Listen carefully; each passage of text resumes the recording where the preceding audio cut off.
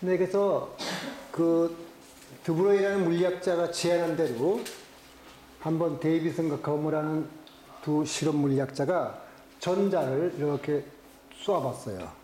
그러니까 전자가 이렇게 전자들이 여기에 형광판이 있어서 그 형광판을 때리면 어둡고 밝은 무늬가 나타나는데 전자들 때리니까 빛과 똑같이 밝고 어두운 무늬가 이렇게 쭉 나타났습니다. 이거 말은 무슨 뜻이냐면 전자가 그대로 파동이라는 뜻입니다. 근데 전자는 이미 입자임이 잘 알려졌는데도 불구하고 이걸 이 실험으로부터 이제 빛이든 전자든 모든 소립자는 다 이중선을 가진다는 걸 그러니까 파동이자 입자라는 걸 알게 되는데 지금은 어느 데까지 실험이 진행됐냐면은 오스트리아 비인 대학의 안톤 차일링거라는 물리학자는 탄소 70으로 되어 있는 그 탄소 70개라면 이 뭐 크기는 어마어마한 겁니다. 그 소립자의 세계에서 볼 때는 그 탄소 60개가 모이면 축구공만한 그 비키볼이 되거든요. 버키볼인데 그걸 이제 70개를 분자도 통과시켰더니 똑같이 파동선을 보여요. 그래서 지금은 안톤 차일링거는 우리 몸에 나오는 인슐린이나 바이러스 가지고 한번 실험해 보려고 그러는데 그건 뭐 연구비가 많이 들어서 그까지는 아직 성공 못했고 적어도 분자는 탄소 70개로 이루어진 분자는 이중성을 보여줍니다. 따라서 지금 그 작은 크기의 분자는 그 탄소 70쪽보다는 작은 크기의 분자라면은 그 이하의 모든 소립자들은 이중성을 갖고 있습니다. 근데 문제는 그 참 신기한 거가 하나씩 보내면 어떻게 되느냐. 그 파동이라는 것은 반드시 두 군데서 온 거거든요. 입자 하나를 보내면은 두 군데서 못 오니까 파동이 안 생길 거 아니냐는 생각이 들죠. 근데 하나씩 보냈어요. 그 여기 보다시피 오랜 시간을 걸쳐 보니까 어때요? 밝고 어둡고 밝고 어두운 간섭무늬가 생겨 하나씩 보내도 간섭무늬가 생기거든요. 그 말은 뭡니까? 아까 스키어처럼 입자 하나가 동시에 두 곳을 통과한다는 뜻입니다. 여기서 어렵다 그러면 안 돼요. 그냥 그런 거예요. 미시세계에서는. 그냥 그런 건 거지. 그 왜 그래? 어려워 죽겠네. 그러면 이제 그때부터 어려워지는데 그 어려운 게 아니고 그냥 미시세계 소립자는 그렇게 행동을 하는 겁니다. 그래서 하나씩 보내도 간섭무늬가 나타나고 근데 아까 말씀드린 간섭무늬는 파동이 두 개의 수위를 통과할 때만 입자가 생기는 건데 또 입자가 둘로 쪼개진 것은 결코 아니거든요. 그 말은 입자 하나가 두 개로 통과한다는 건데 그래서 이번에는 이런 짓이에요. 어느 쪽으로 오는지 한번 관찰해보자 하고 여기다가 내가 불을 하나 광을 하나 둬서 이렇게 불빛이 쭉 나가고 위로 오면은 위에서 반짝 밑에서 온 전자가 밑으로 오면 밑에 불빛이 반짝반짝 빛나게 하면은 그러니까 불빛이 비치는 걸 봐서 위에서 반짝거리면 그 전자는 위로 온 거고 아래에서 반짝거리면 아래로 온 거라는 걸 이제 해서 어느 쪽으로 이 전자가 통과했는지를 확인해 봐요. 정말 두 군데인가. 그러니까 확인하면 절대 두 군데로 가는 거 없어요. 딱 한 군데로 만나요.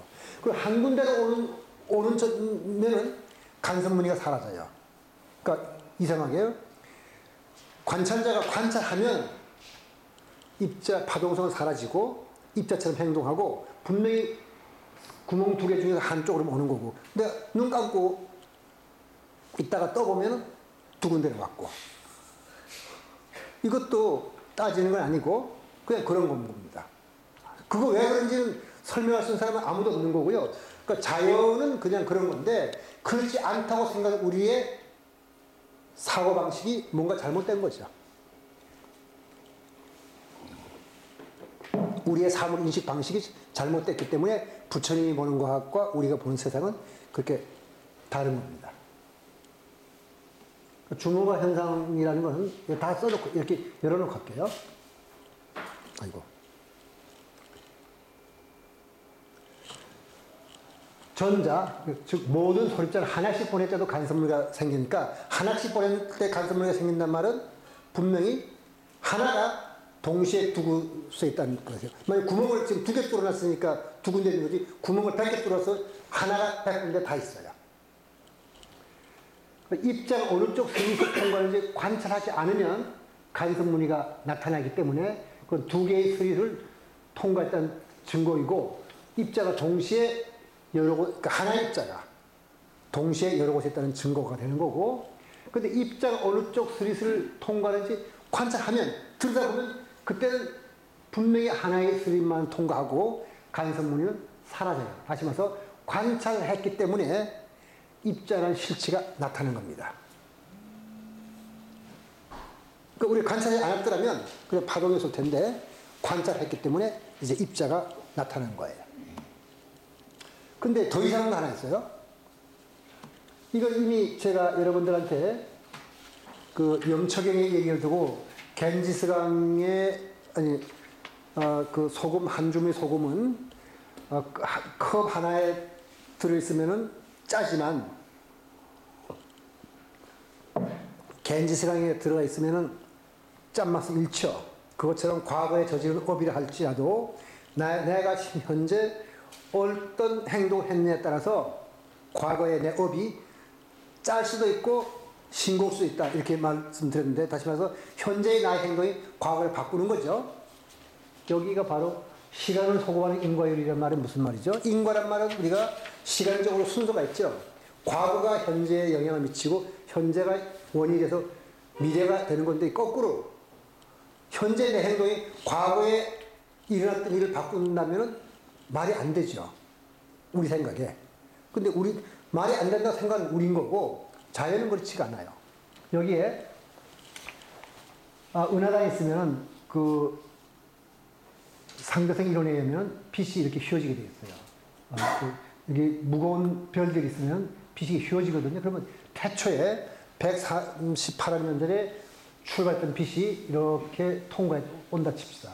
그럼 어떻게 되죠? 은하단 위로 오는 놈과 아래로 오는 놈이 만나면 여기에 보인 대로 간섭무늬가 만들어지겠죠. 140억 년 빛이. 근데 지금 여기 검출기를 둬가지고 위로 오느냐 아래로 오느냐 검출하면 이번에는 간섭무늬가 사라지고 입자처럼 행동한다 그랬죠. 자, 그 이상하잖아요. 지금 내가 여기서 빛이 위로 왔느냐 아래로 왔느냐를 검출하면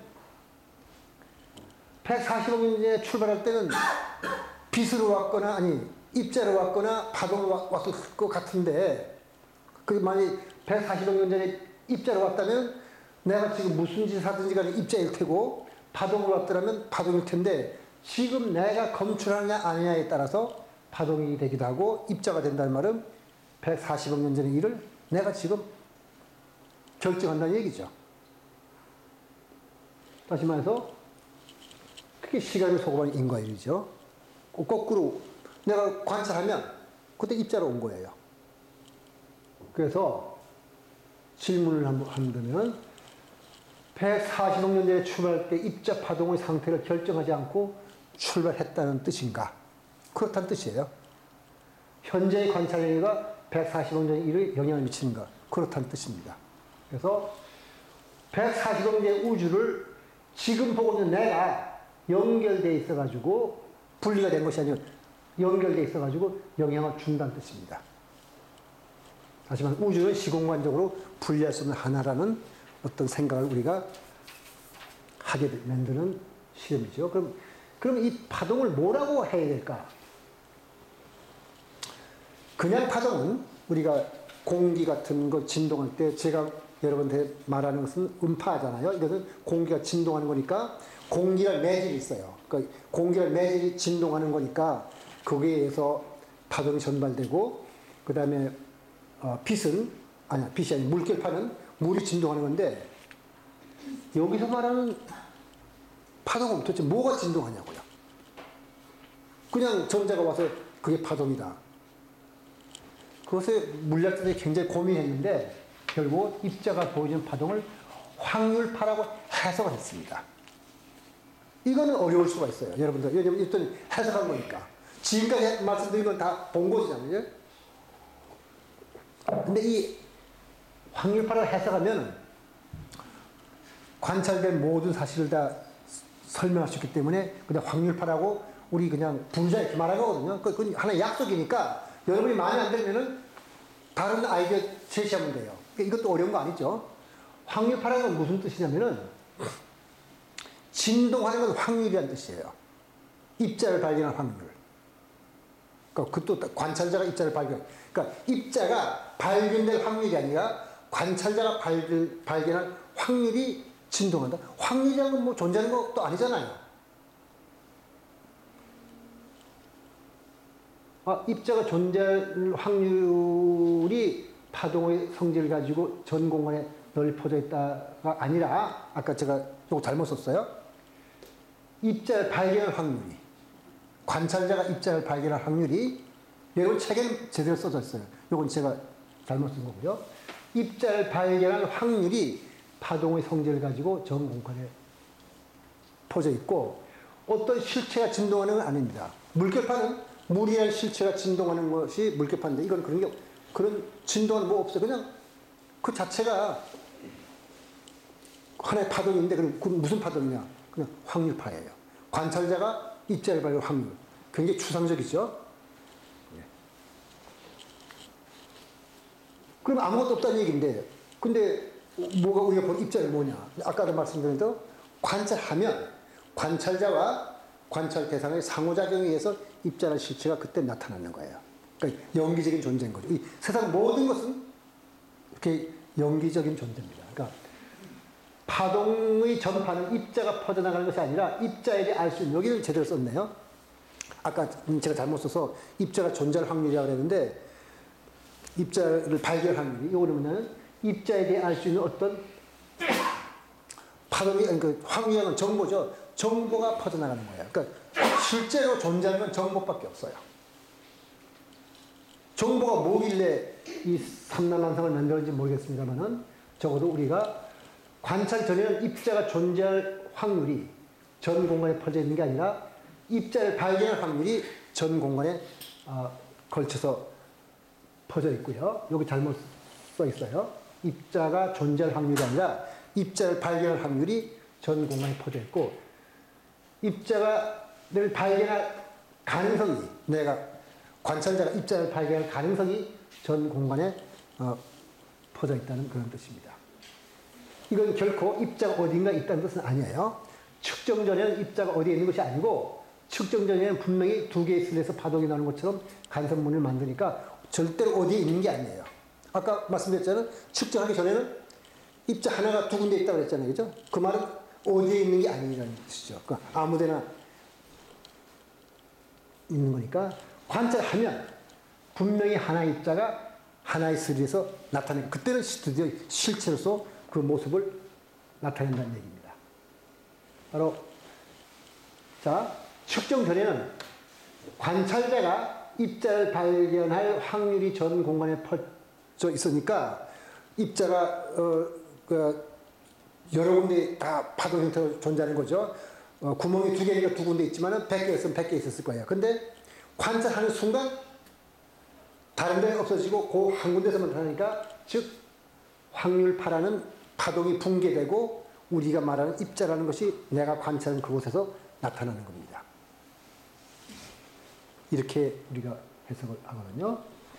입자를 관찰하는 순간 관찰된 입자가 발견된 그 장소에서는 입자가 존재할 확률이 1이 되고 그거는 여기서는 틀리지 않았어요. 입자 존재할 1이 되고 나머지 공간에서 입자 존재할 확률이 0이 되는 거죠.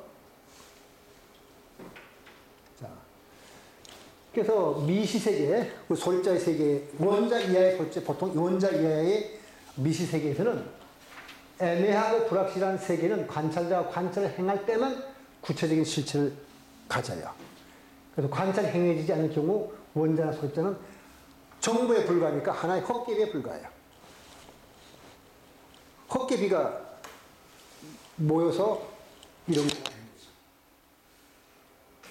그럼 과히 그 물질 세계를 가리켜서 반야신기생을 말한 것처럼 조견오음 개공과 했잖아요. 보기로 오의 개공이란 말은 물질일 뿐만 아니라 수사 행식이니까 색수 행식이 다 공이란 말인데 물질이 공이에요.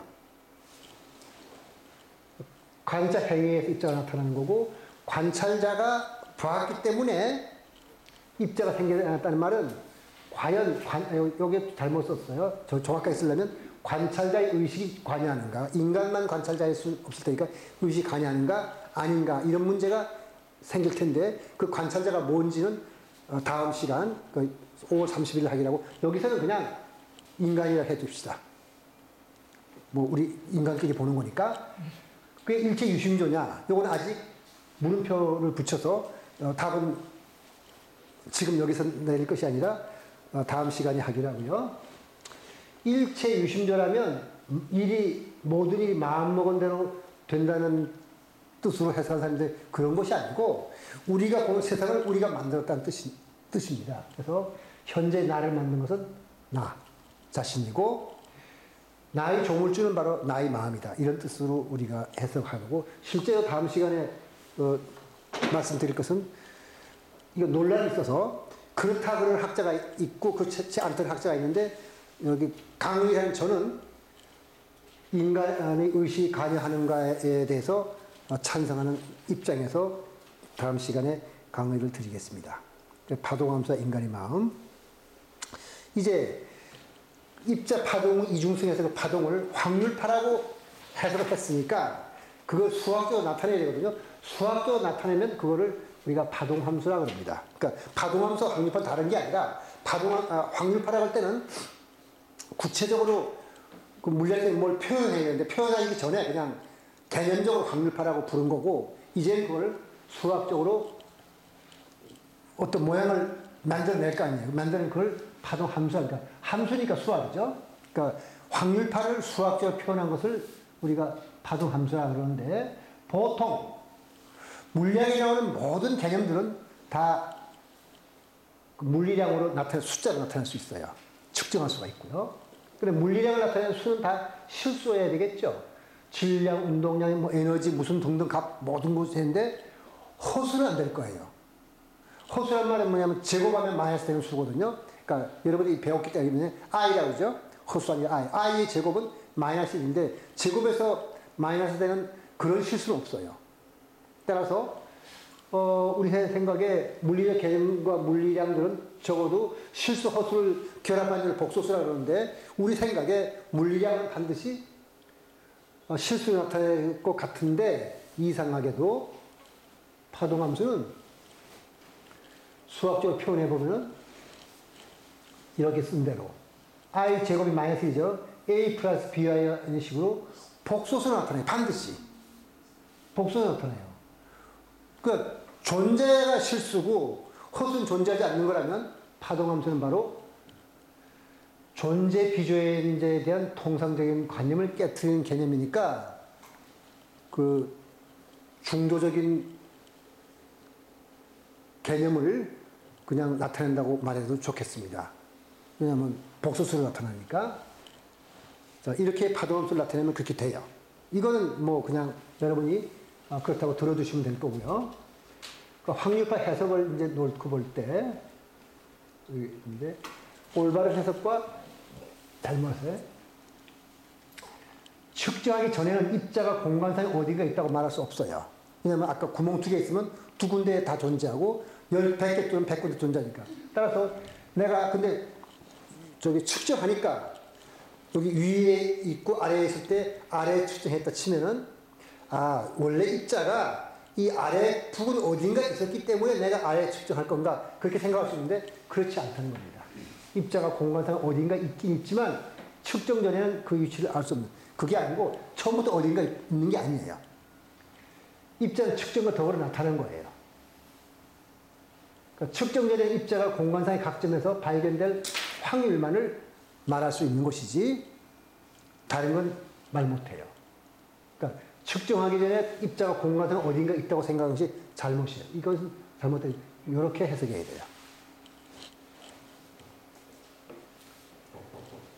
그러니까 입자가 그래서 발견한 그 순간 파동함수는 붕괴되고, 우리가 입자를 관찰한 그 자리에서 입자가 나타나고, 다른 데서는 파동이 다 없어지는 이런 현상이 우리가 실험을 통해서 발견한 겁니다. 그러니까 왜 그런가는 아니고, 아까 그 말씀드린 대로 발견한 거라고 했죠. 그러면 이제 우리가 측정으로서 이 파동함수를 좀 나타내 보고 싶거든요.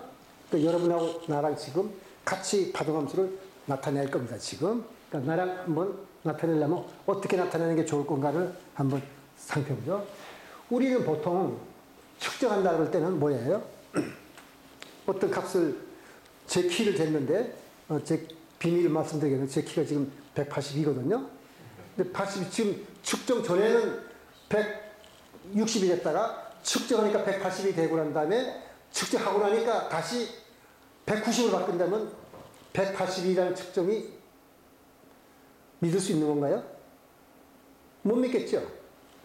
여기 쓴 말이 그 말이에요. 측정 전후를 통하여 측정값이 변하지 않아야 될 거예요. 따라서 어떤 상태, 이 상태는 제가 학교 선생이다 보니까 꼭 출석 부를 학생을 말하는 건데, 자, 여기 측정 상태라고 하죠, 뭐. 그냥 왜냐면 저는 저기 데모를 한참 많이 할 때 학교 다녀가지고요. 64년도 대학교 1학년 때, 그때는 왜 그랬는지 그냥 환율이란 그 반대하느라고 데모해가지고 하느라고 수업하기 싫어가지고 또 강사가 많아서 쭉 강의를 할 때 강사들이 있어가지고 이렇게 강의실에 봐가지고 선생님이 오늘 저기 출석을 부를 건가 안 부를 건가 이렇게 눈치 봤다가 부를 것 같으면 딱 들어가 앉아요. 그리고 출석 부르고 나면 몇몇 학생은 살짝 숨어서 도망치거든요.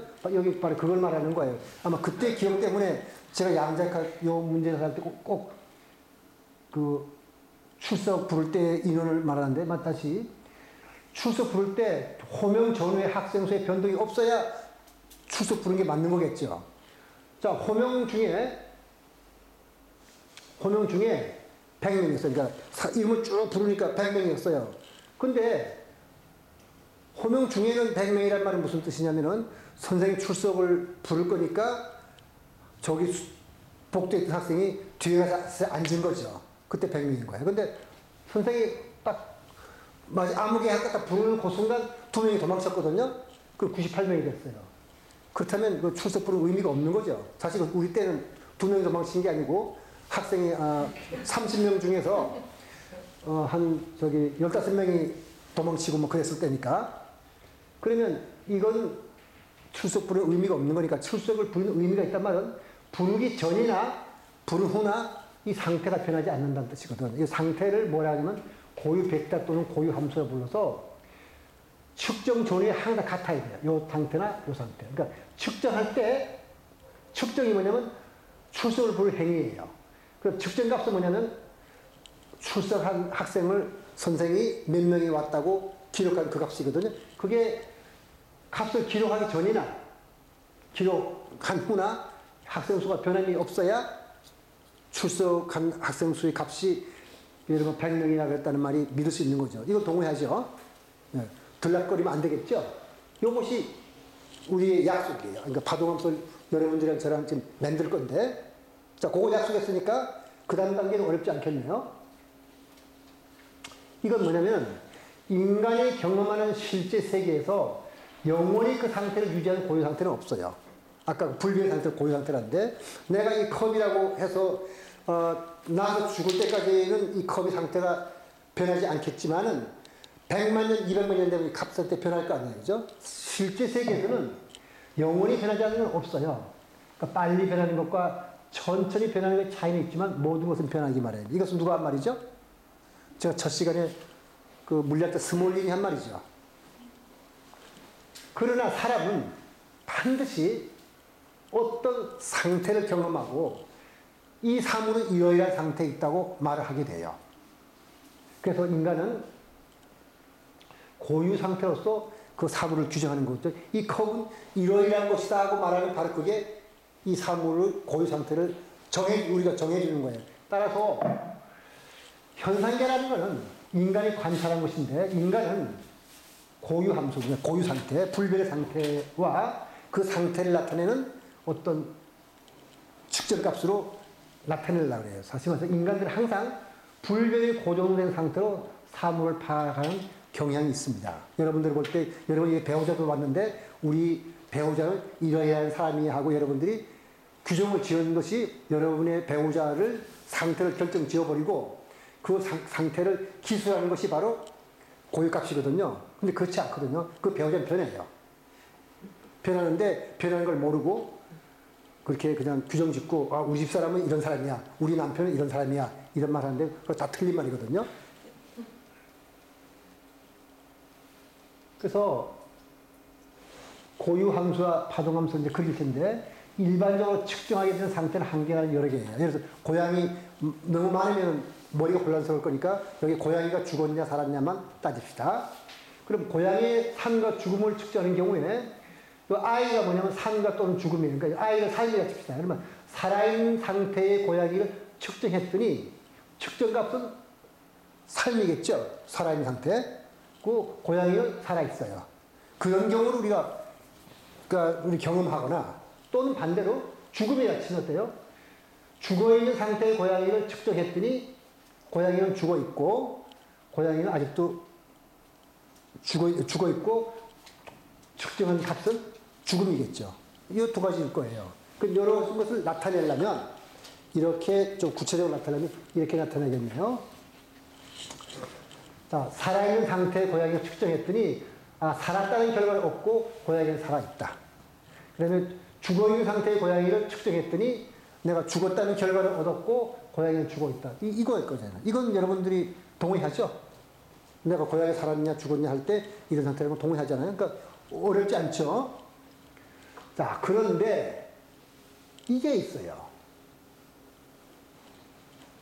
이거는 왜 그런 거 아니고 그냥 자연히 그래서 그런 건데 삶과 죽음을 관찰하면 고양이가 살았거나 죽었거나 둘 중 하나이지 삶과 죽음이 섞여 있지 않아요. 그런데 양자역학에 의하면은 삶이 고유 상태이고 죽음이 고유 상태라면 두 개 섞인 것이 혼연이 돼요. 그러니까 죽어 있기도 하고 살아 있기도 하다. 그래서 양자역학은 항상 중첩이 일반적인 답이에요. 그래서 이 뭐 실제로 거시세계 고양이 거시세계니까 이건 비유지 실제로 그렇다는 뜻이 아니고 비유를 들자면은 고양이의 삶과 죽음 대신에 아까 스위치가 꺼졌냐 켜졌냐를 들어서 미시세계 스핀이라 했잖아요. 그죠? 그럼 스핀이 업이냐 다운이냐. 그러니까 스핀이 위를 가리키냐 아래를 가리키냐. 이건 둘 중에 논리적으로 똑같잖아요. 삶과 죽음과 똑같이 스핀 업이냐 다운이냐. 그래서 스핀 업일 때는 스위치가 켜져 있는 거, 스핀 다운일 때는 스위치가 꺼져 있는 거라면은 미시세계에서는 스핀이 업이기도 하고 다운이기도 해서 삶과 죽음이 섞여 있어요. 그래서 이것이 아주 못마땅해가지고 양자역학의 기본 방정식을 마련한 스웨딩거가 상태의 중첩에 대해서 항의항이라고 만든 그림입니다. 이렇게 고양이가 삶과 죽음이 섞인 고양이가 어디 있냐. 이 양자역학에 의하면 관찰해야만 실체가 만들어지는 거니까 이 장치는 뭐냐면 이 박스에 고양이가 들어있는데 스위치 문을 여는 순간 고양이는 반드시 앞으로 튀어나오면서 스위치를 건드리게 되면 독극물이 터질 확률이 반, 안 터질 확률이 반. 그럼 삶과 죽음이 반반씩 섞인 상태가 되죠. 근데 열어보면 죽었거나 살았거나 하는 걸 확실히 알 텐데 닫아두면 이놈은 그러면 삶과 죽음이 반반씩 섞였다는 말이냐 하고 이제 항의한 거거든요. 물론 거시세계에서는 그런 일이 일어나지만 미시세계에서는 실제로 일어나요. 만약 이 고양이가 미시세계의 고양이라면 반은 살아있고 반은 죽어있는 고양이 같은 것이 실제로 있어서 미시세계에서는 중첩이 더 일반적인 겁니다. 이건 왜 그런 게 아니라 그냥 그런 겁니다. 여기 쓴 대로 미시세계에서 삶과 죽음이 섞인 고양이는 고양이 거시세계의 고양이니까 현실에는 이런 고양이 없지만은 미시세계 입장은 중첩으로 되어 있어요. 논리적으로 말하면은 삶과 죽음이 섞인 고양이가 존재한다 하는 것과 마찬가지인 거가 미시세계에서 일어나고 있습니다. 그래서 이거 아까 말씀드린 거거든요. 스핀 업, 다운이 섞여 있어요. 그 스위치가 꺼져 있기도 하고 켜져 있기도 해요. 동시에 두 가지를 하기 때문에 양자 컴퓨터가 그렇게 빠른 거예요. 그러니까 양자 컴퓨터가 두 가지를 하기 때문에 소자가 10개만 있으면 하나가 두 가지가 2의 10승이 되니까 1014잖아요. 그러니까 보통 컴퓨터보다 1000배 빠른 거고, 만약 소자가 100개가 치면 2의 100승이잖아요. 그럼 그건 너무 커서 제가 계산 못 하겠냐? 2의 100승이 얼마쯤 되겠나요? 0.3, 10의 30중쯤 되겠네요. 10의 30중이라면 그 크기가 얼마인지 여러분들이 말할 수 있나요? 10의 12승이 1초니까. 그 양자 컴퓨터의 속도라는 건 엄청나게 빠른 건 거죠. 이렇게 양자 컴퓨터에서는 스위치가 꺼져 있기도 하고 켜져 있는 일을 동시에 두 가지 일을 다 할 수 있는 거예요. 중첩이 되어 있으니까. 파동함수는 일반적으로 이렇게 상태가, 아까 지금 예를 들어 두 가지만 말했지만은 에너지 같은 경우라면 뭐 무수히 많은 에너지 상태를 다 가질 수 있으니까 파동함수 일반적으로 1과 2, 3, 4 이름을 쭉 붙이면 그게 다 중첩이 돼서 무한히 많은 상태가 다. 이 어느 순간 걔를 기술하기 위한 모든 정보를 다 갖고 있는 거죠. 그런데 우리가 측정을 하면 이상하게도 그 수많은 상태 중에 하나만 보게 돼요. 근데 물리이론은 측정 시 어떤 상태를 보게 될지 미리 예측할 수가 없어요. 그러니까 여기 100가지, 아까 두 가지 중에서는 삶과 죽음이라면 삶을 볼지 죽음을 볼지는 알지만 둘 중에 어떤 걸 볼지 우리가 몰라요. 100가지 해도 마찬가지. 상태가 100가지라면 100가지 중에 어떤 걸 볼지는, 어떤 걸 볼지라고 말할 수 있지만은 구체적으로 어떤 걸 볼지는 아무도 몰라요. 그러니까 100가지 중에서 너 어떤 거 하나 볼 거다 이렇게 말할 수 있는데 그 중에 1을 볼 거냐 2를 볼 거냐 그 말을 못 한다는 뜻입니다. 단지 그 중에 n이란 말은 뭐 1, 2, 3, 4 중에 어떤 거니까 n번째 상태를 보게 되는 것은 확률론적 인과에 따라서 이거는 이론 예측을 못해요. 따라서 이것을 싫어해서 아인슈타인이 여기에 대해서 하나님은 주사위 놀이를 하지 않는다 그랬는데 하나님은 주사위 놀이를 해요. 양자각에 의하면. 여러 가지 가능성 중에서 내가 뭘 볼지는 그냥 우연히 그걸 본 것이지 반드시 뭘 보겠다는 건 없어요. 그 다음에 한 가지 또 이상한 것은 그 상태가 너무 많이 만들지 말고 지금 그 10가지 상태만 있는 거라 생각합시다. 10가지 상태가 있다 치면은 측정하기 전에 파동함수는 10가지 상태의 중첩으로 되어 있습니다. 그래서 제가 관찰한다면 그 중에 1번째, 2번째, 3번째 중에서 어떤 걸 관찰하게 되거든요. 그래서 하나 특정 상태에 5번째를 것을 봤다 치면은 한 번 그 상태를 봤다 치면 그 다음에 누가 관찰해도 그것만 남아있어요. 근데 관찰이 전이었다면은 내가 1을 볼 수도 있었고 저 사람이 봤다면 3을 볼 수 있었고 또 딴 사람이 봤다면 6을 볼 수 있었는데 누군가가 6을 봤다 치면 한 번 결정하고 나면 그 다음에는 누가 보든지 간에 그 결정이 되게 돼 있습니다. 그러니까 이런 거는 그냥 왜 그런지가 아니라 그냥 그런 거예요. 이런 건 어려운 것도 아니고 쉬운 것도 아니고 그냥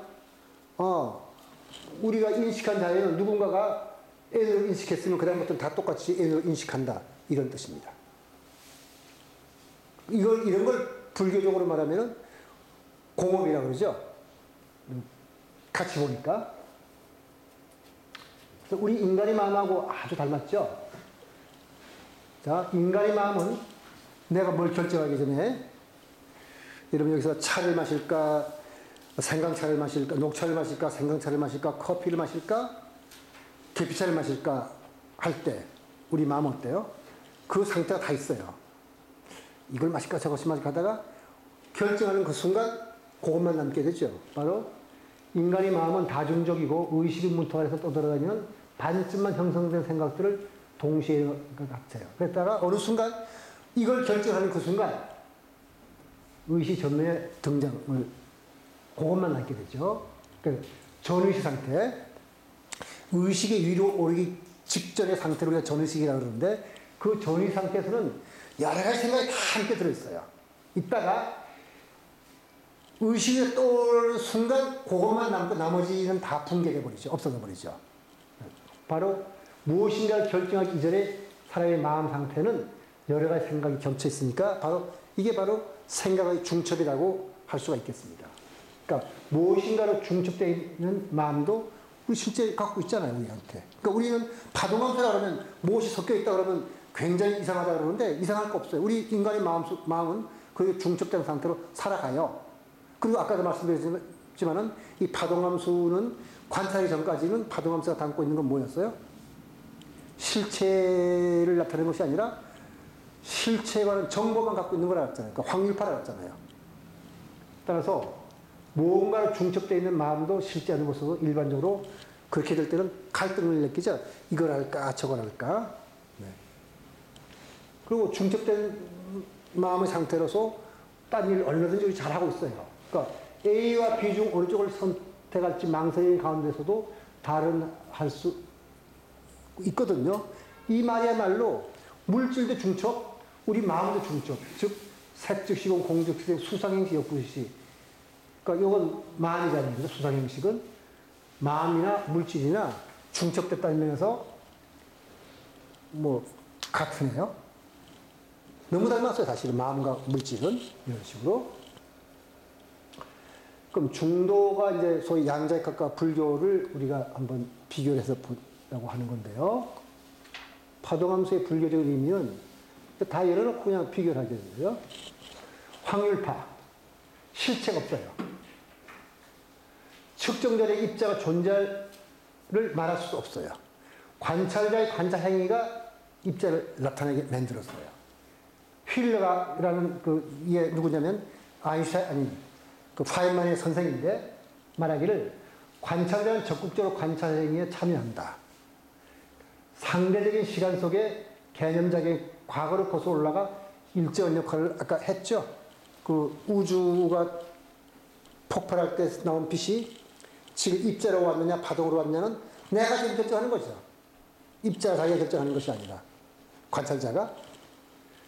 일체 존재는 불교에서 영기적인 존재로서 실체가 없다고 했는데 소위 무자성 공이라고 그러는데 물리학에서 말하는 것과 양자학에서 말하는 것과 불교에서 말하는 면에서는 이 확률파가 실체가 없다는 면에서 불교에 말하는 공과 개념적으로 너무 닮았습니다.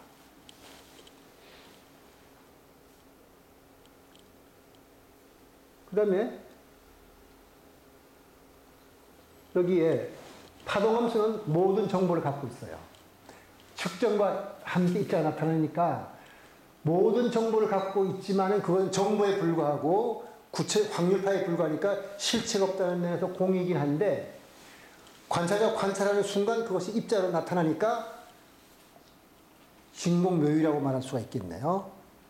근데 불교에서 볼 때는 일체 존재에 가립된 거.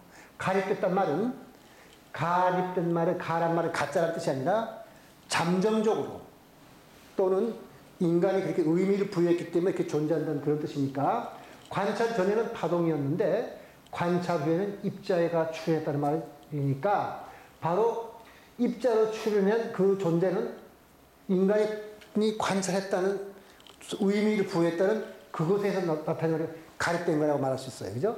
인간은 자신이 경험한 세계와 사건들의 의미를 부여하고 실체화시킨다. 그렇게 해서 입자가 나타났다. 인간의 의미를 부여하고 개념화시킨 존재들은 본래 그렇게 있거나 누가 보지 않더라도 절대적인 존재는 아닙니다.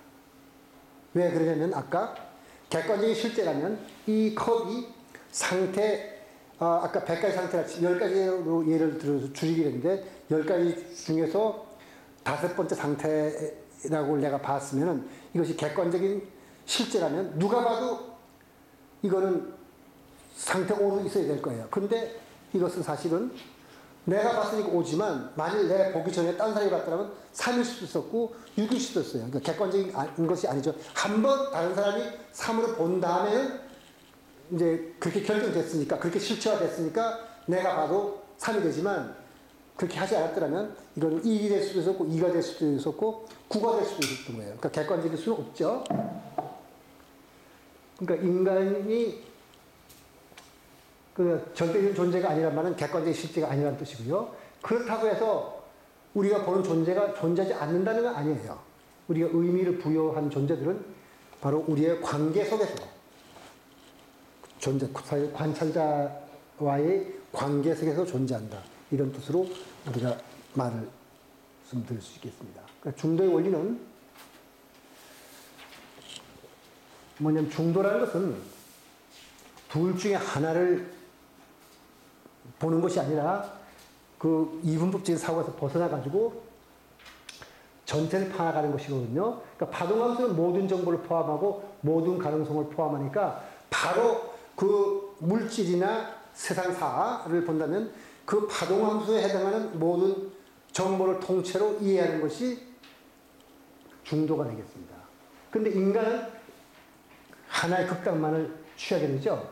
아까 말씀드렸지만은 100가지 상태가 있다면 그 중에 N이라는 상태 하나만을 경험하게 돼요. 그러니까 다른 사람이 관찰했더라면 물론 다른 것일 수도 있었어요. 어떤 사람은 I라는 상태를 볼 수 있었고 어떤 사람은 A라는 걸 볼 수 있었어요. 그런데 한 번 누군가가 이 파동함수에 대해서 N이라고 결정했더라면 그 다음은 다른 사람이 보더라도 그 상태만 보게 됩니다. 이런 뜻에서 우리가 양자역학은 중도의 원리를 나타낸다고 말할 수 있기 때문에 자, 중도가는 물리, 현상, 그러니까 관찰 대상이죠. 그다음 정신현상, 관찰자를 관찰하는 양분법은 관행이나 약속을 바탕 존재일 뿐이라고 선언해서 유물론과 유심론 다 극단에 치우친 것으로 봅니다. 왜냐하면 관찰했기 때문에 아까 대상을 봤을 때 입자가 나타난 것은 관찰자가 관찰했기 때문에 그렇게 나타나는 거기 때문에 관찰자와 관찰 대상을 분리시킨 것은 사실은 불가능해요. 그래서 관찰자와 관찰 대상은 하나의 통째로 분리했던 하나인데 우리가 억지로 분리시키다 보니까 이상한 일들이 이렇게 생겨난다고 우리가 보게 되는 겁니다. 조금 있다가 왜 관찰자와 관찰 대상을 분리한 것을 있다고 할 수 없는지 구체적으로 다시 한번 설명을 드리겠습니다. 그 다음에 불교 유식학에 의하면 뭐라 그러냐면은 이렇게 말하죠. 원래는 중생심이 바로 일심인데 그것이 허망분별에 의해 가지고 이제 허망분별이 오면 그때는 우리가 그 일심을 아리아식이라고 불러 대승기준에 보면 그렇게 나오는데 아리아식에서 견본과 상부 나눠버려요. 그러니까 그냥 통째로 하나인데 그것이 괜히 보는 자와 보이는 자로 나눠져서 이것이 나고 이것이 내가 보는 세상이라고 생각하는 게 우리 세계거든요. 그래서 객관적인 실제를 불교유식하게 부정하는데 지금 물리학도 그렇잖아요. 아까 그 관찰 대상과 관찰자를 분리할 수 없다고요. 그러니까 객관적인 실제를 부정한다는 면에서도 분리유식하고 같은 말이죠. 소위 그 삼계유식, 만병유식이란 말은 욕계, 색계, 무색계가 다 그냥 식이다. 마음이다. 만법이 세상에 존재하는 모든 것이 다 우리가 그렇게 인식했기 때문에 그런 식으로 존재하는 것이다. 대승기실론에는 삼계, 오이, 유심소자. 그러니까 욕계, 색계, 무색계가 다 우리가 그냥 지어내서 보는 것이로서 꿈과 같은 거다. 마음이 지어낸 거다. 섭대성론도 마찬가지.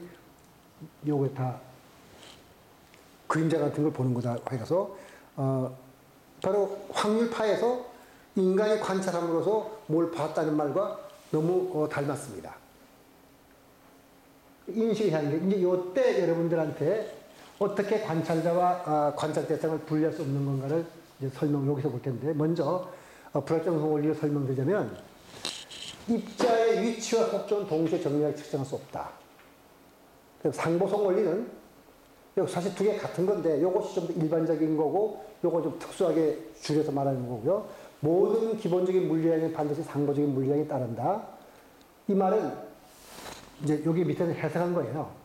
우리가 이걸 어떤 상태라고 봤으면 그것만 가지고 이 사물을 기술할 수 없고 반드시 상태에서 벗어나는 경향도 있다. 그래서 상태와 상태에서 벗어나는 경향을 함께 봐야 그 물체를 기술한다 이런 뜻이거든요. 그래서 요 불확정성 원리부터 한번 설명을 드릴게요. 요거는 관찰자와 관찰 대상을 분리할 수 없다는 말이 바로 요거 나온 건데, 아까 컴퓨터의 실험에 의해서 전자가 있으면 빛이 와서 때린다 그랬죠. 그럼 튕겨나가고 빛도 튕겨나가고. 바로 요것이 관찰자와 관찰 대상을 분리할 수 없다는 것을 뜻하는 건데, 왜 그러냐면 한번 볼까요? 내가 여기에 입자가 있는 것을 보려면 어떻게 되나요? 이렇게 빛이 와서 때려야 될 거 아니야. 때려서 여기서 튕겨나온 빛을 내가 눈으로 보는 거잖아요. 눈으로 봐서 여기에 입자가 있다고 보는 거거든요. 여기서 내가 컵을 본다는 말은 저기서 나온 빛이 컵을 때려서 컵에서 내 눈에 들어온 거거든요. 그런데 이건 컵이 크니까 그렇지만 이게 전자와 같이 작은 거라면 어때요? 내가 전자를 보고 있다 치면 저기서 나온 빛이 때리는 순간 이 전자는 튕겨나가죠. 따라서 여기에 있다고 확인하는 그 순간 딴 데가 있죠. 그 말은 위치가 불확정도가 있다는 뜻입니다. 여기에 델타 X가 그 말이거든요. X라는 말이 위치라면은 델타라는 말은 불확정도니까 여기에 있다는 것이 아니라 튕겨나갔으니까 여기서 요만한 범위에 있다. 이렇게 말할 수밖에 없어요. 그래서 이것을 뭐냐면 내가 관찰하지 않는 대상 관찰하지 않고 입자가 어디 있다는 말을 할 수가 없어요. 반드시 내가 관찰하면 그때 비로소 여기에 영향을 주고 내가 그걸 보는 거니까 관찰 대상과 관찰자는 함께 존재하는 거예요. 관찰자 없는 관찰 대상은 없어요. 왜냐하면 관찰자 없는 관찰 대상은 그냥 단순하게 확률파에 불과하니까 아무 실체가 없는 거거든요. 관찰했기 때문에 입자의 실체가 여기에서 어떤 범위를 가지고 나타났어요. 그래서 관찰자와 관찰 대상은 분리할 수가 없는 거가 되죠. 그래서 원자 세계의 불확실성은 뭐냐면 원자의 주위를 도는 전자 위치를 알면 그 속도를 알 수가 없고, 왜냐하면 튕겨나갔으니까. 속도를 측정하면 전자 위치를 알 수가 없어서 둘 다 애매하게 아는 수밖에 없어요. 속도도 정확하게 모르고 위치를 정확하게 모르고 애매한 상태의 불확정도를 가지고 아는 수밖에 없다. 그게 불확정도입니다. 하시면서 측정 행위가 측정 결과에 영향을 미치니까 관찰자의 측정 행위가 측정 결과에 영향을 미친다는 말은 뭐냐요? 관찰자와 관찰 대상은 뗄 수 없다는 뜻입니다. 항상 영향을 미치니까. 그래서 불확정성 원리를 이제 하이젠버그가 말했는데 이렇게 말할 수 있어요. 바로 이 불확정성 원리는 1927년 하이젠버그가 발표했는데, 고전 물리학과 현대 물리학의 차이는 바로 불확정성 원리가 적용되느냐 안 되느냐 그 차이입니다. 그러니까 고전력학은 불확정성 원리를 그냥 0으로 만들어 버리면은 그 고전력학이 돼요. 그러니까 양자역학에서 조금 있다가 H라는 양을 볼 텐데 그 H라는 양을 0으로 보내버리면 그냥 양자역학의 근사이론이 되어버리거든요. 그래서 불확정성 원리는 현대 물리학의 기본 원리가 됩니다. 그래서 이제 측정할 때는 위치를 정확하게 측정할 수 없거나 속도를 정확하게 측정할 수 없거나 애매하게 본다는 말은 인간 인식의 한계를 나타내는 거죠. 인간은 사물을 인식할 때 이런 근원적인 한계가 있는 거예요. 그래서 여기 기본 내용을 보면은 이렇게 돼 있어요. 여기 지금까지 설명드렸던 걸 제가 좀 빨리 얘기했기 때문에 혹시 이해를 못했다 치면 여기서부터 다시 이해하면 돼요. 여기서 입자의 운동량은 질량 곱하기 속도이기 때문에 여러분들은 지금 물리적인 개념에 익숙해지지 않기 때문에 운동량 대신에 속도라고 이해해도 괜찮아요. 그러면은 동시에 정밀하게 측정하는 불가능하다는 말은 무슨 말이냐면 요 델타를 측정해 항상 불확정도를 말하니까 X가 위치라면 위치의 불확정도, P는 운동량이라고 하는 거니까 델타가 붙었으면 운동량의 불확정도예요. 따라서 여러분 속도의 불확정도를 해도 된다 그랬거든요. 그러면 두 개를 곱하면 불확정도 좀 애매한 값이죠. 그러니까 예를 들어서 위치가 12인 곳이 있는 것이 아니라 10 근처를 말하는 거니까 10.5에서부터 9.5에서부터 10.5. 그러니까 0.5가 여기서 말하는 불확정도예요. 위치, 속도도 마찬가지. 그러니까 불확정도 곱하기 불확정도에다가 위치의 불확정도에다가 속도의 불확정도를 곱했더니 굉장히 작은 값이긴 하지만 h보다 크다는 말은 뭐예요? 위치 불확정도 0으로 보낸다면 불확정도가 0이라는 말은 뭐예요? 정밀하게 측정했다는 거죠. 그러니까 위치를 굉장히 정밀하게 측정해서 불확정도가 0으로 만들었다면 0 곱하기 뭘 해서 그것이 어떤 값보다 커야 되니까 이 속도의 불확정도가 무한대가 되는 거죠. 속도의 불확정도가 무한대가 된단 말은 딱 요 위치에 있다 하고 측정할 순간 속도의 불확정도가 무한된다는 말은 무한히 빠른 속도로 어딘가 가버렸잖아요. 그러면 요 위치에 있지 않겠죠. 따라서 우리가 알 수 있는 것은 이 불확정도가 너무 크지 않게 위치의 불확정도도 크지 않고 속도의 불확정도도 크지 않고 애매하게 딱 요 위치가 아니고 여기서부터 여기까지 이만한 범위 어딘가에 있고 속도도 빨리 도망칠 것이 아니라 좀 애매하게 천천히 도망치도록 적당한 불확정도를 가지면 되게 애매한 상태로서 이 근처에 딱 여기는 아니고 이 근처에 딱 정지해 있는 것이 아니라 조금 움직이는데 좀 애매한 속도로 움직이는 정도, 요 정도밖에 모른다는 얘기예요. 그 속도도 좀 애매하게, 위치도 좀 애매하게 아는 수밖에 없다. 따라서 이것이 인식의 한계죠. 근데 요거는 에너지가 또 돼요. 요건 이제 위치와 속도인데, 에너지하고 시간으로 해야 돼요. 시간, 측정 시간. 그러니까 존재할 시간을 곱해도 마찬가지예요. 그래서 에너지와 시간 또는 위치와 속도에 대해서 이렇게 불확정도를 나타낼 수가 있습니다. 그 다음에 인식의 한계란 말은 바로 관찰과 무관한 물리계란 없어요. 반드시 관찰하게 되면 이놈이 어딘가 튕겨나가거나 하기 때문에 인간의 인식 능력에는 어떤 근원적인 한계가 있음을 뜻하며 관찰자의 관찰 행위는 언제나 관찰 결과에 영향을 미쳐요. 따라서 관찰 대상과 관찰자는 분리가 되지 않아요. 위에 거는 뭐 지금 말씀드린 거니까 아까 말한 대로 완전하게 묘사하는 것일 수밖에 없냐면 불확정 원리의 제한을 받아낸 사람 말은 애매한 상태로 우리가 말할 수밖에 없다 이런 뜻이 되는 거죠. 그래서 여기 봅시다. 양자 진공. 그럼 진공이라는 건 뭐냐? 진공이라는 건 우리가 볼 때 현대 물리학의 양자 장면에서는 모든 물리적 존재를 장으로 표현하는데 예를 들어서 뭐 힘의 장, 중력장, 전자기장 이런 식으로 나타냈던 그러니까 여기서 힘의 장이나 물질장은 중요하지 않고요. 모든 걸 장이라고 나타내는 건데 장은 수학적으로 표현하면요.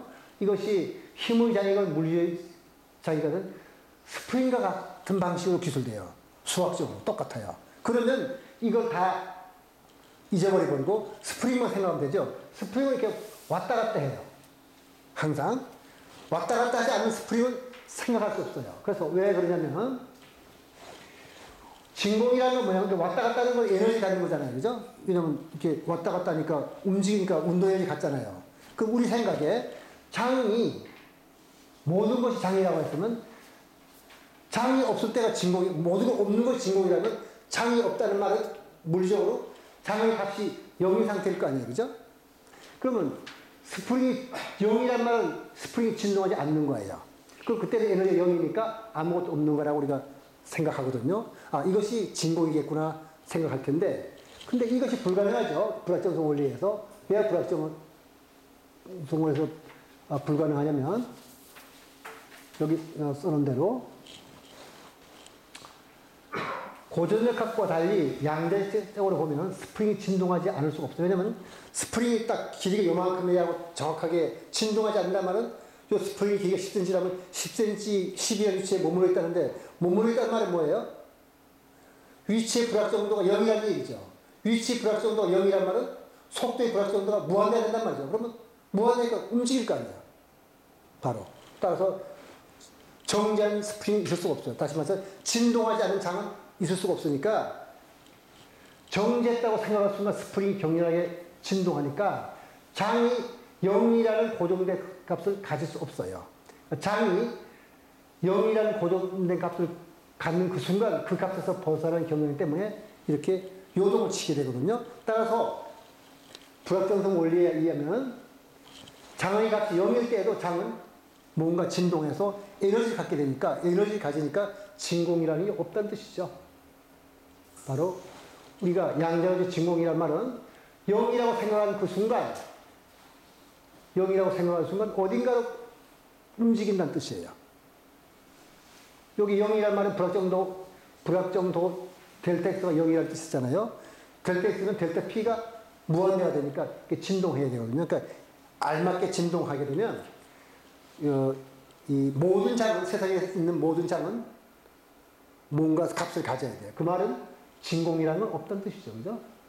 여기 쓴 대로 장의 값이 0이면서 그 부분에서 장의 에너지가 최소가 돼서 장이 미세하게 진동하는 상태가 바로 양자적 진공이에요. 그러니까 불확정성 원리에 의해 장이 진동하지 않을 수 없고 아무것도 없다고 인식한 그 순간 인식했으면 진동해야 되죠. 따라서 무언가로 가득 차게 됩니다. 그래서 그것이 양자적인 진공이 되거든요. 따라서 불확정성 원리에서 자연은 아무것도 없는 텅 빈 공간을 허용치 않습니다. 그래서 대강 무한히 말하면 아무리 작더라도 진동 모드라는 것은 진동 모드란 말이 이렇게 빨리 진동할 거냐 천천히 진동할 이러니까 그 진동하는 방법은 무지하게 많잖아요. 따라서 각 모드마다 작은 에너지를 가져요. 아까 불확정성 원리에서 에너지를 가지니까 그걸 합쳐놓으면은 우리가 아무것도 없다고 생각하는 진공은 무한히 많은 에너지로 가득 차게 있다는 뜻입니다. 근데 우리는 그걸 없다고 인식하는데 그럼 정말 없는지 카시노 이펙트라는 것에 의해서 측정할 수가 있거든요. 그래서 우리가 측정을 해요. 진공의 에너지 측정해보면은 이렇게 금속판을 두 개를 두면은 그 진동하는 에너지에서 금속판 두 개가 밀리는 걸 우리가 측정할 수 있습니다. 따라서 진공에 무한히 많은 에너지를 갖고 있다는 걸 우리가 측정할 수가 있어요. 그러니까 진공은 아무것도 없는 텅 빈 공간이라고 없고 우리가 단지 그렇게 인식했기 때문에 없다고 볼 뿐입니다. 그러니까 색즉 시공이란 말 거기서 할 수가 있겠네요. 인식론적 진공이란 말은 딴 게 아니고 아까 이거 간단하게 설명할게요. 델타 X 곱하기 델타 P가 H보다 크다 그랬는데 아까 에너지하고 시간으로 하면 델타 E 곱하기 델타 T가 H보다 크다 그랬죠. 이 말은 무슨 말이냐면은 델타 E라는 에너지 값을 측정하기 위해서는 요게 델타 T는 어때요? 요걸 여기 나눠버리면 델타 E분의 H보다 긴 시간이 필요하다는 얘기잖아요. 그 말은 뭐냐면은 에너지가 델타 E라는 에너지가 생겨났다가 요거보다 짧은 시간이 사라져버리면 불확정성을 위배하니까 인간은 그런 것이 있는지를 모르는 거예요. 따라서 이 진공이라는 것은 사실은 아무것도 없어서 진공인 게 아니라 우리의 인식이 문제로서 우리가 인식할 수 없으면 진공이고 인식할 수 있으면 뭐가 있다 그러는 건데 진공은 우리가 인식할 수 없는 짧은 시간 내에 뭐가 생겨났다 사라지고 생겨났다고 사라지는 것이 우리가 말하는 진공입니다. 그래서 이 진공은 뭐라는 것은 뭐냐면은 그렇게 인식하고 있는 상태에서 에너지가 솟아나와 측정할 수 없을 정도로 짧은 시간에 없어지면 인식론적으로 아무것도 없다는 것과 구별을 못해요. 따라서 인식 주체가 유 또는 무를 인식할 뿐이지 절대적인 의미에서 유나 무는 정할 수 있는 것이 아닙니다. 양자격적으로. 그러니까 우리가 이렇게 인식할 뿐입니다. 그래서 불확정 원리를 위배하는 사건이 일어나면 인간은 그것을 인식하지 못하고 아무것도 없다고 봐요. 그러나 불확정성 원리를 위배하는 사건과 가상입자들이 가득 찬 것이 진공이거든요.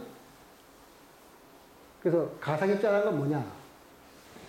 위에 거는 그냥 같은 말을 반복한 것이니까 뭐냐면 가상입자들은 확률파의 형태로 존재하며 힘을 전달하기도 하고 진공 상태에서는 복잡한 상호작용을 통해 온갖 사건을 일으키고 있어요. 우리가 모를 뿐이지.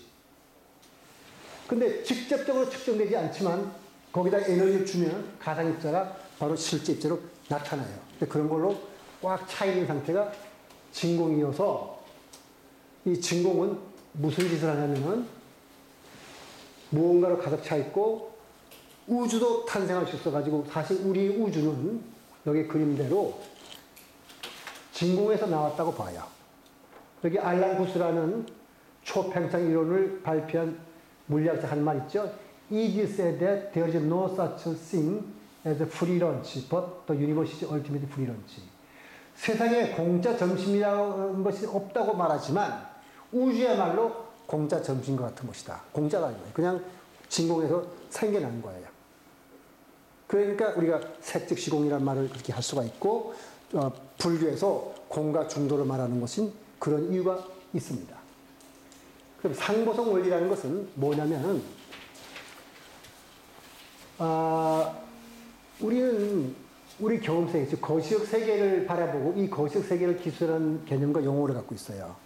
그래서 질량, 에너지, 위치, 운동량 등이 거시적 세계를 기술하는 데 적합한 용어이고 그런 개념을 가지고 세상을 바라니까 파동이나 입자라는 개념도 마찬가지여서 우리가 그런 개념을 가지고 세상을 보는 거예요. 그러니까 우리 다시 말해서 아까 이 세상에 존재하는 것은 가위가 해가 있고 인간이 그런 의미를 붙였기 때문에 그런 것이 존재한다는데 이런 개념을 가지고 보니까 그게 보인다는 뜻입니다. 그래서 인간은 이들 거시적 세계를 기술하는 데 적합한 용어와 개념을 떠나서 미시세계의 에너지를 기술하는 어떤 개념과 용어는 없어요. 그러니까 거시세계를 기술하는 그 용어 가지고 미시세계를 기술하는 거거든요. 그러면 무슨 일이 일어나느냐 하는 걸 볼까요? 철학적 의미를 보면 먼저 그 상보성 원리의 철학적 의미는 불확정성 원리와 같은 건데 불확정성 원리는 위치의 속도에 대해서 말한 거라면 이거는 불확정성 원리의 철학적 의미를 부여해가지고 우주가 음양의 조화를 이뤘다고 보는 겁니다. 그럼 음양의 대립이 아니고 조화인데 이 조화가 바로 중도거든요. 그러니까 음이냐 양이냐 둘 중에 하나 택하는 것이 그 조화라는 말을 하시면서 보아는 직접이든 보아가 한 말인데 보아는 상보성 원리를 음양성을 나타내는 원리라고 말했는데 그 내용을 보면 상보성 원리는 중도 이치를 물리학적 원리로 표현한 것이라고 하는 것이 맞아요. 그러면 상보성 원리가 뭔지 이제 한번 살펴봅시다. 물리학적 표현을 이렇게 말해요. 자연현상을 기술하기 위해서는 물리학은 몇 가지 기본적인 물리량을 필요해요. 예를 들면 위치라든가 이런 걸 말하는데 그러니까 기본적인 물리량에 반드시 상보적 물리량이 대응해서 입자의 위치를 나타내는 한 조의 물리량을 Q1, Q2, N이라고 치면 요건 무슨 뜻이냐면 도로에가 여러 개 있다 치면 그 중에 도로에 하나의 위치가 입자에 여러 개 있다 칩시다. 입자 하나의 위치가 1, 2, 3, 4 위치를 다 이렇게 붙인 거예요. 그럼 거기에 대응해서 운동량이 속도가 이렇게 대응하잖아요. 그러니까 1이라는 입자는 여기에 대응하고 n개의 그 운동 속도가 있어야 되잖아요. 그러니까 그 위치만 갖고는 그 입자를 기술하지 못해요. 위치와 속도가 함께 있어야 되거든요. 이거를 상보적인 물리량이라고 그러는데 왜 상보적인 물리량이라고 그러냐면 이런 뜻이에요. 여기에 쓴 데죠. 그러니까 서로 짝이 되는 두 점의 물리량, 위치와 속도를 상보적이라고 불렀는데 다시 위치와 속도로 상보적이다. 근데 이건 꼭 위치와 속도만 말하는 것이 아니라 우리가 그 위치를 보면 위치지만은 상태를 볼 수 있으면은 반드시 이 상태에서 벗어나려는 경향이 있다는 뜻입니다. 그러면 우리가 무라고 인식했다면 어떻게 되나요? 무에서 벗어나는 경향이 있죠. 그런 식으로 이 세상이 작용한다는 것이 상보성 원리거든요. 그러니까 상태가 있으면 그 상태에서 벗어나는 경향. 그래서 무에서 벗어나는 경향이 바로 진공노의 위치겠죠. 이것이 상보성 원리, 요것을 우리가 상보성 원리라고 불러요. 이 모든 사물은 어떤 상태로 기술을 된다면 반드시 그 상태에서부터 벗어나는 경향을 갖고 있다. 그럼 내가 무라고 하는 인식한 그 순간 무에서 벗어나게 되죠. 또 양이라고 인식한 그 순간 양에서 벗어나는 경향이 있으니까 음의 요소가 양에 들어가게 되죠. 그게 상보성 원리입니다. 그래서 여기에 말하면 자연현상은 기본적인 물리량과 상보적인 물리량의 조화를 통해 다시 말해서 어떤 상태와 그 상태에서 벗어나는 경향을 통해서만 사물을 기술할 수 있다. 그러니까 상보적인 물리량 중에서 그 상태를 볼 거냐, 상태에서 벗어나는 경향을 볼 거냐, 위치를 정확하게 측정할 거냐, 속도를 정확히 측정할 거냐. 그것은 관측자의 선택에 달려 있는 거죠. 어느 쪽을 두 개의 물리 그러니까 불확정성 원리를 치면은 위치의 속도 중에서 둘 다 동시에 정확히 측정할 수는 없어요. 내가 정확하게 측정하면 둘 중에 하나만 측정할 수 있거든요. 그래서 이런 뜻에서 관찰자가 관측한 세상은 관찰자가 만드는 세상이라고 볼 수 있으니까 일체유심주란 말이 여기서 나올 수가 있습니다. 그리고 요 보면은 상보성 원리는 바로 사람의 사물 인식 방식이 이것이냐 이건 아닌 것이냐, 다시 말해 이 상태냐 그 상태 아닌 것이냐 하는 식으로 바라보는 것 때문에 이 상태를 보게 되면 그 상태에서 벗어나는 경향이 나타나게 된다는 걸 우리가 말하게 됩니다. 그래서 불교적 의미로 놓고 보면 이런 뜻이 되네요. 상보성은 사실 이중성과 같은 의미인데 이중성은 다른 관점에서 만든 개념이거든요. 그러니까 아까 말씀드린 대로 이중성은 하나의 사물이 논리적으로 양립할 수 있는 두 가지 성질을 가진다는 뜻에서 이중성에 말한다 치면, 상보성은 자연현상은 하나의 고정된 개념만으로는 결코 기술할 수 없고 반드시 이 개념과 짝이 되는 대립되는 개념을 함께 사용해야만 사물을 제대로 할 수 기술할 수 있다는 뜻입니다.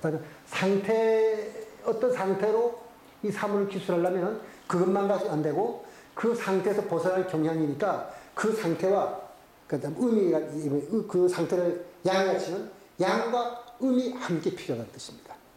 음양의 조화로서 사물을 기술할 수 있으니까 대립된 개념으로서 기술하니까 일체 사물에는 양이면 양, 음이면 양 또는 어떤 상태라고 할 수 있는 그런 자성이 없다는 말과 마찬가지거든요. 이게 양이면 양, 음이면 이 두 가지 중에 하나를 가지고 세상을 본다면 그거는 극단이고 이 우주는 반드시 음과 양을 조화로서 볼 수 있다. 그게 바로 중도의 원리로서 실제로 보아는 그렇게 말했습니다. 음양 조화가 바로 자기가 말한 상보성 원리다. 그래서 이번에는 자 이제 한번 봅시다. 우리의 세계는 우리가 지금 보는 세계죠. 우리가 경험한 세계예요. 양립할 수 없는 두 가지의 개념을 세계, 즉 파동성을 가진 세계와 입자의 성질을 가진 설명할 수 있는 두 가지 세계 중 어느 하나로 되어 있는 게 아니죠. 두 가지가 겹쳐 있는 거죠. 바로 왜냐하면 이중성을 가지고 있으니까. 바로 이 두 가지 세계가 중첩되어 있습니다. 그러니까 상보성 원리와 이 중첩되어 있다는 게 뭐예요? 불교적으로 말하면 그게 중도잖아요. 그것이 물리적으로 말하면 상보성 원리거든요. 즉 이렇게 말씀드렸습니다. 상보성 원리는 불교에서 말하는 중도의 원리를 물리학적으로 표현한 것이다. 이렇게 우리가 말씀드릴 수가 있겠습니다. 그래서 오늘 강의 여기서 마치도록 하죠.